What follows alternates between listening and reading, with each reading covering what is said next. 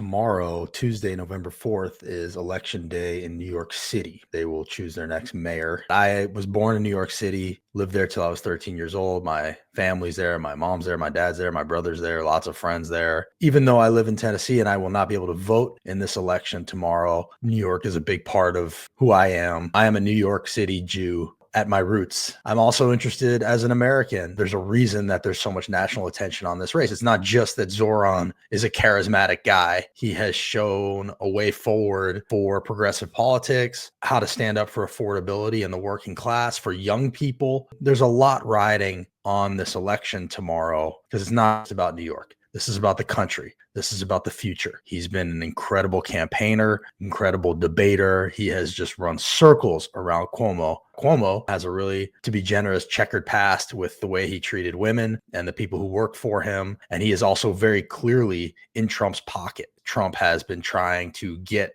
the other candidates to drop out so CUOMO could have him one-on-one. Sliwa has said that he and Mayor Adams were offered $10 million to drop out by billionaires. How much did they $10 million. Stretch limo, chauffeur, no show job. Eric got the same offer. Vote for CUOMO is a vote for Trump. So to me, when you have those three options, there's no real question that Zohran is the choice here. That being said, in the last couple of days, I have been sent a video by people that I very much love and respect, hesitating about their support for Zohran because of this video. And, to me, there's kind of two camps concerned about Zohran in the American Jewish diaspora right now. People who are genuinely concerned as Jews about anti-Semitism and fearful about that, which I think is extremely misguided. And I'll get into that in a minute. And then there's the people who are concerned about his message of affordability and what that will mean for wealthy New Yorkers. It's going to amount to basically a rounding error for a lot of those people. His fight for affordability is a generally good thing for everybody because inequality is at the root of so many of our problems and is unsustainable. For the people who are genuinely concerned about Zohran and anti-Semitism, which to me is a misguided concern. He is winning with Jews. There are Hasidic Jews that have just endorsed him in Brooklyn. He has said over and over again that he is against anti-Semitism, will fight anti-Semitism, is fighting for everybody. And what happens is, as we all know, his criticism of Israel gets misconstrued as anti-Semitism. And that's an intentional strategy by people like Bibi Netanyahu. And I think that actually endangers Jews. And I think it's really important that American Jews speak up and say, not in our name. Never again is never again for everybody. The more we do that, the safer Jews will be. Now, this clip that was being sent to me by people I care about and love is a rabbi at Central Synagogue. I generally agree with her message of we should be able to disagree and continue to care about each other. And that's kind of the back half of it. But the issue that I have is she sort of frames it as though I'm not taking a position on Zohran and the election, but she spends the first 6 minutes pretty clearly saying some things that are intended to sway people against Zohran. High emotions over our upcoming mayoral elections have roiled our community. I sent you a letter reaffirming my condemnation of anti-Zionist and anti-Semitic rhetoric, my steadfast support of Israel and Zionism, and explaining why I no longer sign public letters and why I do not endorse specific candidates. Some of you agreed with my position. Some of you very emphatically did not.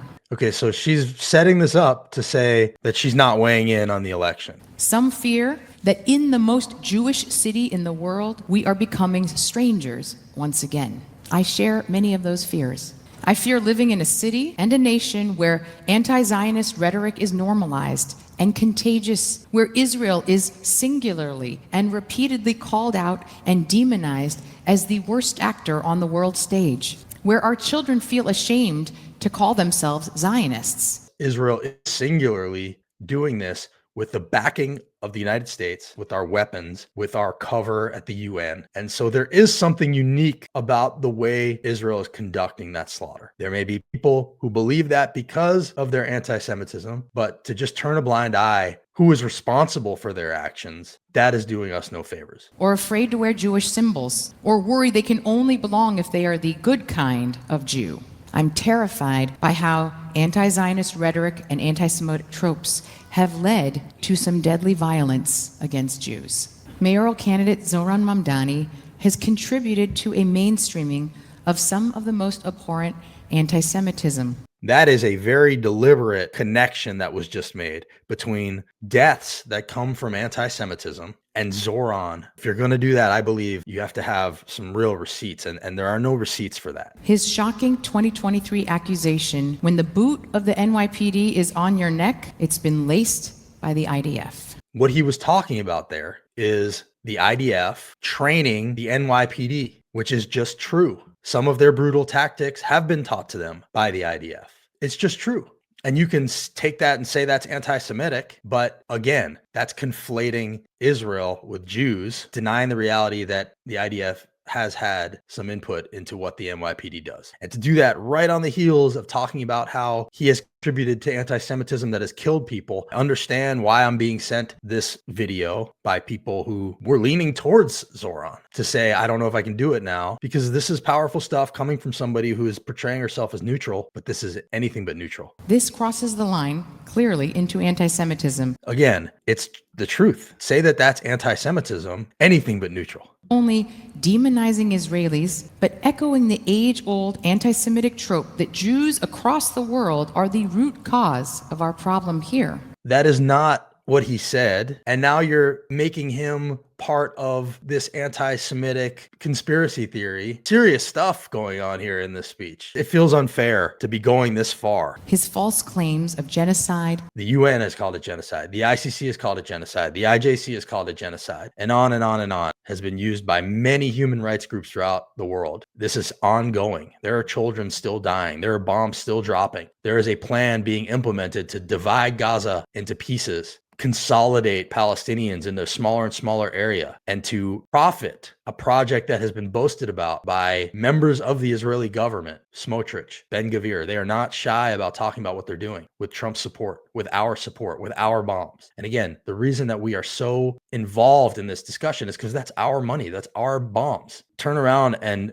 point the finger at Zohran for calling this genocide when so many others have, including Jews, including Holocaust scholars. That, again, seems wrong to me. And again, not a neutral speech. His reluctance to label Hamas a terrorist organization. He has condemned Hamas. He did it on The View. Of course, I condemn Hamas. Of course, I've called October 7th what it was, which is a horrific war crime.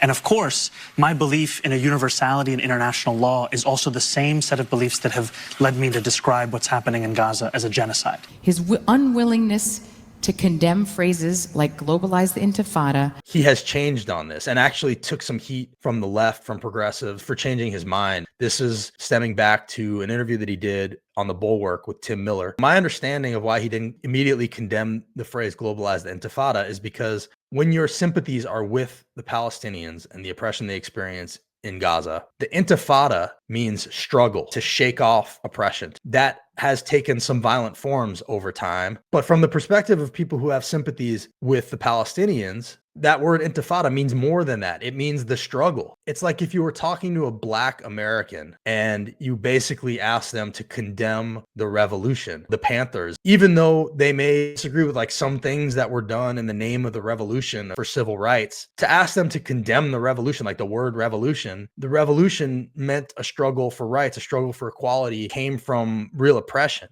And so that's kind of the way that I see Zohran's battle with that question, hesitant to essentially turn his back on the struggle for human rights in Palestine. And eventually he came around to understanding the way that Jews in Israel and Jews around the world view the word intifada. And at that point, so much ink had been spilled about basically trying to make it seem like he's pro-violence that it was almost too late for a lot of people. I don't believe he's anti-Semitic. I believe he was reluctant to turn his back on the overall struggle for human rights in Palestine. An absolute opposition to Israel as a Jewish state contributes to an atmosphere of denigration and ostracization of Jewish people everywhere. Israel being a Zionist state, a Jewish supremacist state, basically inherently means that Palestinians don't have equal rights. As a Jew whose grandparents survived the Holocaust, my mother does believe in Israel being a Jewish state and being a safe place for Jews. We can have a much longer discussion. That is not anti-Semitic to believe that Palestinians deserve to have a say in their future and deserve equal rights. Inherently, a Jewish supremacist state means some people will be treated as less than. Imagine this country, our country, being a Christian supremacist state where Christians have more rights than others, where we're being taken right now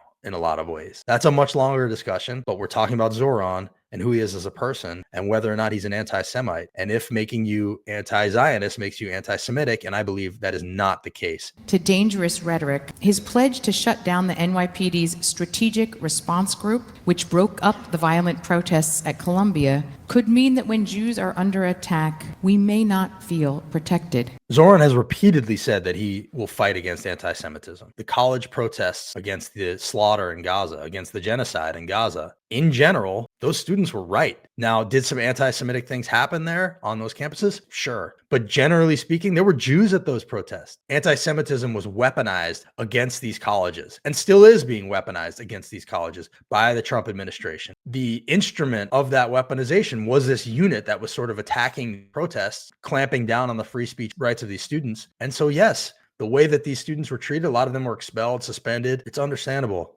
that Zohran would say, that's not the way we need to deal with that as mayor. For her to say that means that Jews won't be protected, I would offer that not doing things like that actually does protect Jews, because the backlash to the weaponization of anti-Semitism puts Jews in danger. Doesn't mean anti-Semitism isn't real, but I disagree that changing the way that we address these things is bad for Jews. I think it's actually good for Jews and the right thing to do. It is hard not to fear that the environment we witnessed for our Jewish children on Columbia's campus after October 7th could be a preview of the way that New York City could start feeling for all Jews. For so many in this community, this is reason enough to determine your vote unequivocally. We must acknowledge that these hateful ideas did not begin with one candidate. They are part of a broader systemic forces in academia, politics, and social movements. Again, this is not a neutral speech. You might as well just endorse CUOMO at this point. Sought to delegitimize Jewish peoplehood and the existence of a Jewish state. Sought to delegitimize Jewish peoplehood. That's a lot in connection with Zohran, which he has not done. These narratives thrive in environments that favor moral oversimplification, where the world is divided neatly into oppressors and victims without understanding Jewish history or anti-Semitism. It's not complicated in Gaza right now. Not to say that the history of Israel and Palestine isn't complicated and needing a longer conversation, but what we've seen for the last 2 years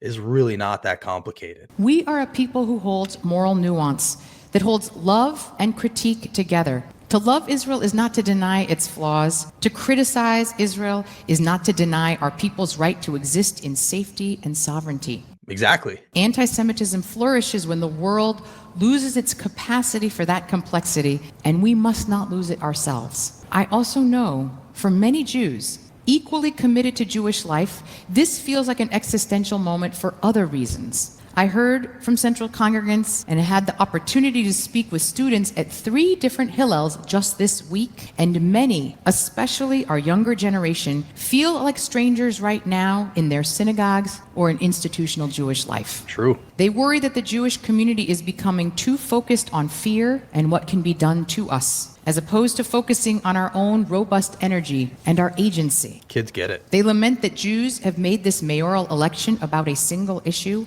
when other issues are just as urgent and pressing for them. They praise Mamdani's efforts to meet with Jewish business leaders, civil leaders, and clergy to hear their concerns, and they point out that he has moderated some of his rhetoric and emphasized repeatedly that he will protect the Jewish community of New York. True, he has. And taken more than a symbolic step in asking Police Commissioner Tisch to stay. I would not quickly trust a campaigning politician changing his lifelong positions. That's not neutral. I hear those who believe that we must engage even with those we deeply disagree with, or risk isolating ourselves from the broader good of this city. So she said she doesn't trust him because he has adjusted his language. I mean, he hasn't really changed his position on anything. Changed his position on the phrase globalized intifada. My point about this is, this is not a neutral speech, even though it is framed as one. And framing it as one, it gets a lot of people to open their ears. Once their ears are open, then you sort of feed those open ears suspicion. And that's why I'm getting this speech sent to me by people who were leaning towards Zohran. In addition to the very real external threats highlighted